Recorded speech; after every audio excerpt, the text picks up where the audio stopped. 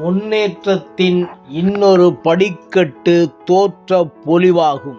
அழுக்கடைந்த ஆடையும் அழுது வடியும் முகமும் சோம்பேறித்தனமான அசட்டையான பேச்சும் நம்மை பிறரிடமிருந்து அந்நியப்படுத்தி ஏன் முக்கியமற்றவராக்கிவிடும். ஒருவரை சந்திக்கச் செல்கிறோம்.